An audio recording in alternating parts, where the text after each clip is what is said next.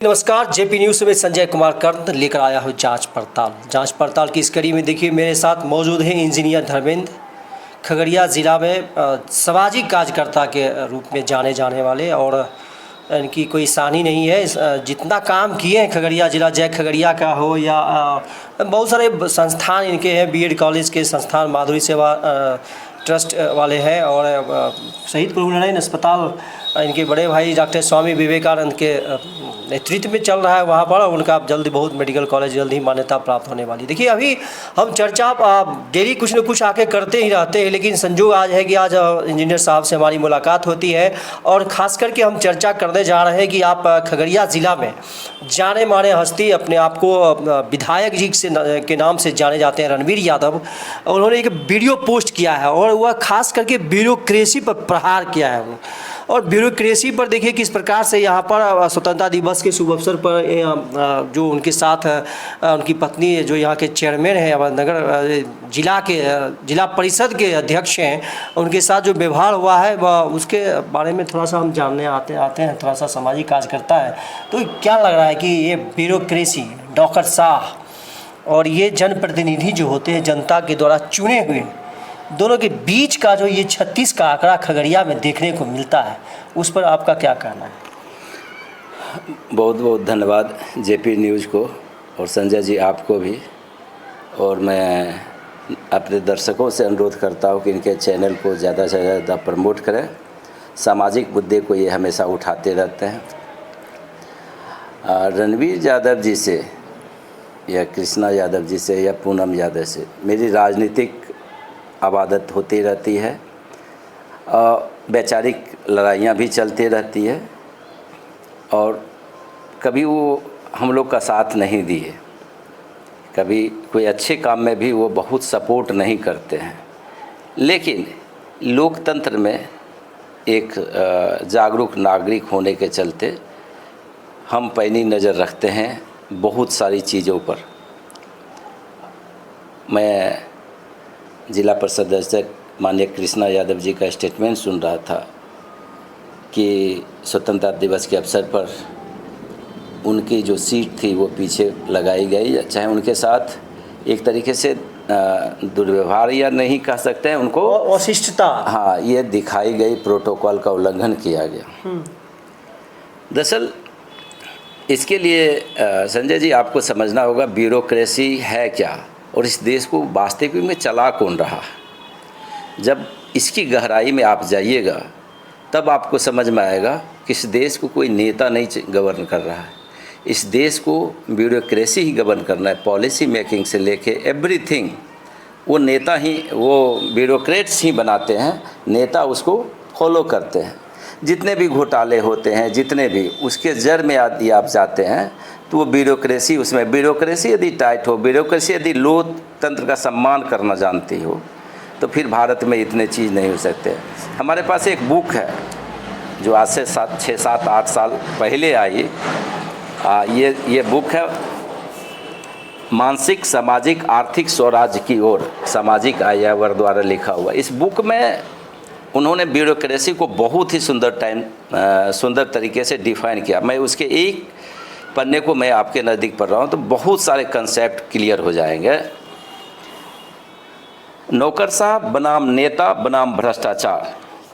जिस नौकरशाही ने अंग्रेज शासन काल में स्वतंत्रता का विरोध किया, स्वतंत्रता सेनानियों पर लाठी चलाई, गोलियां चलाई, जेलों में बर्बरता के साथ पथराएं दी, जिस नौकरशाह ने चंद पैसों और सुविधाओं के लिए अंग्रेज़ों की चाकरी की और स्वतंत्रता का विरोध किया, मतलब यह है कि जिस नौकरशाह ने देश की आज़ादी के लिए कोई त्याग नहीं किया, नो ही आज़ाद भारत का सपना देखा, नो ही भारतीय समाज के हित में कोई सोच ही रखी, उसी नौकरशाही ने आज़ादी के बाद गांव से लेकर पूरे देश पर शासन किया, देश के निर्माण और भविष्य के लिए निर्णय लिए, नीतियां बनाई, नीतियों को लागू करने का जिम्मा लिया, नीतियों को लागू करने की जिम्मेदारी को ठीक से पूरा कर पाए, इसके लिए अनाप शनाप कार्यकारी अधिकार, सुविधाएं और सत्ता शक्ति ली। आज़ादी से पहले और बाद में इस नौकरशाही द्वारा देश व देश का आदमी जूते की ठोकर पर रखा गया, आज भी रखा जाता है। ऐसे लोग जिनको सिर्फ अपने भोग विलास, सत्ता, शक्ति व स्वार्थ से ही मतलब था, जिनको आज़ादी की कीमत ही नहीं मालूम थी, वे लोग और उनकी संतानें देश और देश के भविष्य के निर्माता व नीति निर्धारक बने। ऐसे लोगों का भीषण पीड़ा भरे संघर्ष के बाद मिली आज़ादी का नीति निर्धारक, संरक्षक व नियंत्रक बना देना सबसे भयंकर ऐतिहासिक भूल थी। भारत की दुर्दशा के लिए सबसे अधिक जिम्मेवार भारत के सर्वशक्ति संपन्न, निरंकुश, तानाशाह नौकरशाही है। भारत के नौकरशाही तंत्र में आमूल चूल परिवर्तन ही देश की सबसे महत्वपूर्ण आधारभूत आवश्यकताओं में से एक है। इसके बाद भी किताब में बहुत सारी बातें एकदम समझा करके लिखी गई है। इस देश को कौन चला रहे हैं, पहले ये सोचना होगा। और आज़ादी से पहले जो नौकरशाह थे, आज़ादी के बाद वही नौकरशाह रहे। उन्होंने नौकरशाहों की ट्रेनिंग जो अंग्रेज़ों के ज़माने में सत्ता को कैसे अपने हाथों में रखते हैं, वही दी गई। इसलिए ये जो भी यहाँ के पदाधिकारी हैं, चाहे सचिव हों, IAS स्तर के हों, जो भी हैं, उनको यही ट्रेनिंग ही दी जाती है कि सत्ता को, लोकतंत्र को अपने पैरों तले कैसे रख सकते हैं, जनता को कैसे धोखा दे सकते हैं, मूर्ख बना सकते हैं, कैसे उसको ये कर सकते हैं। और वहीं से आज कोई भी IAS अफसर हो, किसी की भी संपत्ति आप जांच लीजिए, कोई भी 1000 करोड़ से नीचे में नहीं है। IAS के, हाँ, IAS के अनाप शनाप यदि बहुत ईमानदार भी होगा तब भी उसको बहुत पैसे आते रहेंगे। ये मतलब ये हमारे डिफ़ॉल्ट कहिए, सिस्टम कहिए, ने हमने एक ऐसा तैयार किया जिसको हम ठीक नहीं कर पा रहे हैं। और भारत को लोकतंत्र का मतलब भारत और बिहार को, जहाँ से बोला जाता है कि लोकतंत्र यहीं से सारे देश में फैला है, लेकिन सबसे लोकतंत्र की यदि कहीं गला घोटा गया, कहीं उसकी हत्या की गई, तो वो हमारा भारत और बिहार ही रहा है, जहाँ नौकरशाही अपने चरम पर है। और नौकरशाह ने नेताओं को औकात बताया कि आपकी औकात कुछ नहीं है, हम जो चाहेंगे वही होगा, और वही चीज़ हो रहा है भारत। हम देखिए इंजीनियर साहब, हम कहना चाहते हैं कि यार ये घटनाक्रम जो हुआ, हम घूर के इस पे आ रहे हैं। देखिए आपकी प्रतिद्वंदिता रही है उन पर, उनसे खास करके वो आपको टारगेट किए हैं, आप टारगेट किए नहीं, ये इतिहास बताएंगे, लोग जान के बताएंगे। लेकिन कभी लगता है कि ये सोचते हैं कि प्रतिद्वंदी है, चलो उसके साथ सही हुआ है। ये कभी सोच कोई राजनीतिक करने वाले आदमी सोचते हैं क्या? देखिए, प्रतिद्वंदिता अलग जगह है, बेचारों की लड़ाई उनके साथ मेरी अलग है, चाहे व्यक्तिगत लड़ाई मेरी अलग है, लेकिन ये दरअसल लोकतंत्र पर हमला है। वो क्या है? वो जिला परिषद के अध्यक्ष हैं, वो एक जिला के अध्यक्ष, वो उसके अंडर DM से लेके सारे लोग को आना चाहिए। वो खगड़िया जिला का CM है, वो जो निर्णय लेगा, ऊपर PM, CM और उसके बाद जिला परिषद अध्यक्ष यहाँ का होता है, तो वो जो निर्णय लेगा उसको एग्जीक्यूट करने का काम DM या अन्य किसी को होता है। ये लोकतंत्र की परिभाषा है। लेकिन लोकतंत्र को इन्होंने नौकरशाहों ने अपने जूते के नीचे रखा है, तो फिर ये घटना कोई आश्चर्यजनक घटना नहीं है। हाँ, इनको पीड़ा हुई होगी, ये अलग बात है। और मैं इस चलते इस चीज़ का विरोध करता हूँ कि ऐसा नहीं होना चाहिए। हमारे बिहार DM की जो कार्रवाई थी, ये नौकरशाही की जो कार्रवाई थी, इसका आप विरोध करते हैं, घोर विरोध करते हैं। DM व्यक्तिगत तौर पर मैं DM का नहीं, ये नौकरशाही का पूरा सिस्टम जो उन्हें पढ़ाया गया है, जो उन्हें बताया गया है, वही चीज़ वो कर रहे हैं। वो कोई अलग से कोई चीज़ नहीं कर रहे हैं। हमने जैसा ट्रेंड किया उनको, हमारे सिस्टम ने जैसा उनको ट्रेनिंग दिया एडमिनिस्ट्रेशन का, वो वही चीज़ का फॉलो कर रहे हैं, जो हमारा लोकतंत्र के लिए घातक है, लोकतंत्र के लिए खतरनाक है। हम इसका विरोध करते हैं। ये सिंबल दिखाना चाहता है कि देखिए तुम्हारा चुना हुआ जो नेता है, जो जनप्रतिनिधि है, हम उसको कुछ नहीं गुदान रहे, कुछ हम वैल्यू नहीं दे रहे हैं। इस मीन्स आप जनता का भी वैल्यू नहीं दे रहे हैं। जो जिस प्रकार से उनका किताब है और समाज की किताब में बताया कि जूते की नोक पर कैसे जनता को रखना है, तो ये एक सिंबॉलिक दिखाने का प्रयास किया गया। देखिए, फैक्ट में यही चीज़ है, उसको यही चीज़ की ट्रेनिंग ही दी जाती है। हमने एक बार एक जगह किसी पदाधिकारी से बात कर रहे थे, तो उन्होंने बोला कि मेरे एजेंट हैं आपके गांव में। वो एजेंट कौन है? वार्ड पार्षद मेरे एजेंट हैं, मुखिया मेरे एजेंट हैं। आगे चले, मतलब जो भी ऊपर बढ़ते जाइए, वो सारे हमारे सरकार के एजेंट हैं। आपके यहाँ कोई भी कुछ बात होगी तो वो पहले मेरा साथ देगा, सत्ता का साथ देगा, तभी जनता का साथ देगा, जनता के बाद में। अर्थात कहने का लोकतंत्र को धराशायी कर दिया गया और हम इसका विरोध करते हैं। ये कल उनके साथ घटना हुई, कल हम MP और MLA बनते हैं तो मेरे साथ भी घटना हो सकती है। लोकतंत्र में उसकी कोई वजूद नहीं रहने दे रहा है नेता की, जो जनप्रतिनिधि है। अब एक चीज़ हम बताते हैं, वो 18 लाख जनता का प्रतिनिधि है, आप उसका अपमान थोड़े कर रहे हैं।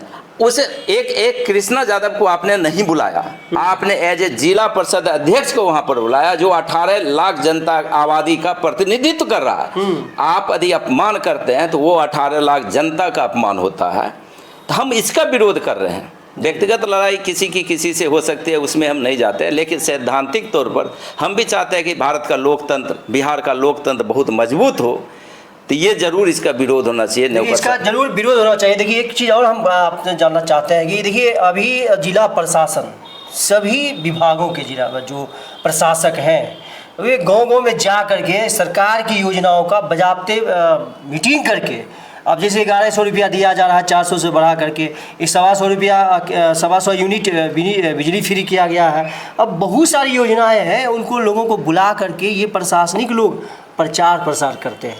अब क्या लग रहा है कि ये ब्यूरोक्रेसी जो है, अब प्रचार प्रसार भी कर रहे हैं, सरकार के प्रचार कर रहे हैं, उसकी योजनाओं का प्रचार कर रहे हैं, तो ये आने वाले इलेक्शन पर प्रभावित करने का प्रयास किया जा रहा है। मैं इलेक्शन की बात तो नहीं करूँगा, लेकिन ये उनका दायित्व है कि जो भी योजनाएं सरकार की वहाँ से चली है वो आम जनमानस को पता होना चाहिए, उस तक पहुँचना चाहिए। इसलिए उसकी ये कार्य का मैं ये करता हूँ।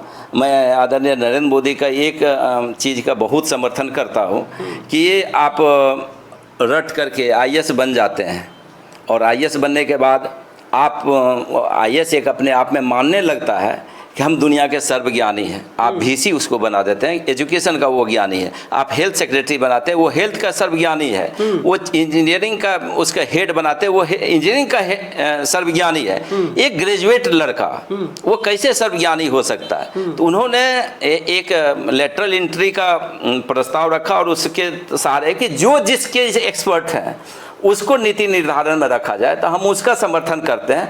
भले उसमें कुछ लोग बोल रहे हैं कि उसके एंट्री प्रोसेस में क्या होगा नहीं होगा उस पर, लेकिन एक सोच जो है वो लेटरल एंट्री की वो बहुत ही बढ़िया है। और समाज में ऐसा ही, अन्य देशों में भी ऐसा ही हो रहा है कि लेटर जो पानी के एक्सपर्ट है उनको पानी का बनाया जाए, जो एजुकेशन के एक्सपर्ट है वो एजुकेशन का पॉलिसी बनाने में उनको उस पोस्ट पर दिया जाए, जो हेल्थ के एक्सपर्ट हैं उनको हेल्थ के जगह पर दिया जाए। तो इस चीज़ का हम आदरणीय नरेंद्र मोदी जी का समर्थन करते हैं, उनको इस चीज़ के लिए बधाई भी देते हैं कि आप ये प्रोसेस कर रहे हैं। नहीं, कुछ काम जो बढ़िया काम है उनका समर्थन करना ही चाहिए। और लोकतंत्र में जिस प्रकार से आपने बताया कि प्रतिद्वंदी होने के बावजूद भी हमेशा पूनम देवी हो, रणवीर यादव हो, कृष्णा यादव हो, कुछ भी हो आपसे रहा है, लेकिन आप जिस मुकाम को छू लिए हैं, छूना बड़ा मुश्किल संभव होता है, लेकिन आप जो अच्छा कहे कि आने वाले दिनों में हम पे भी ऐसा हो सकता है। देखिए, योजनाओं का प्रचार निश्चित रूप से सभी जगह पर प्रशासन के द्वारा किया जा रहा है। हम JP News 23 की तरफ से कहना चाहते हैं, जितने भी हमारे फॉलोवर्स हैं, जितने भी व्यूअर्स हैं, इस पर आपका क्या कहना है, क्या राय है? और जिस प्रकार से कृष्णा कुमार यादव के पक्ष में इन्होंने कहा है कि यदि प्रशासन ने इनको वहाँ पर मंच पे कोई सम्मान नहीं दिया है और अशिष्टता से व्यवहार किया है, तो इट मीन्स 18 लाख जनता, खगड़िया की 18 लाख जनता का उन्होंने वहाँ पर बेइज्जती किया है। तो आपका क्या कहना है? और हम आते रहेंगे इसी प्रकार का मुद्दा लेकर करके और बराबर हम मिलते रहेंगे इनसे सामाजिक कार्यकर्ता के रूप में। और जब भी खगड़िया की विकास की बात आएगी तो सबसे पहले इंजीनियर धर्मेंद्र, डॉक्टर स्वामी विवेकानंद का नाम निश्चित रूप से लिया जाएगा। देखिए बहुत सारे लोग कार्य करते रहते हैं, आते रहते हैं, जाते रहते हैं, लेकिन जो मैथिली शरण गुप्त का कविता है कि कुछ काम करो जग में रहकर कुछ नाम करो, तो ये वही पुरुष हैं, महापुरुष है खगड़िया के डॉक्टर स्वामी विवेकानंद। और इंजीनियर साहब का नाम पहली पंक्ति में क्या कहना है, इसके लिए बहुत बहुत धन्यवाद आपका सर आने के लिए। और आप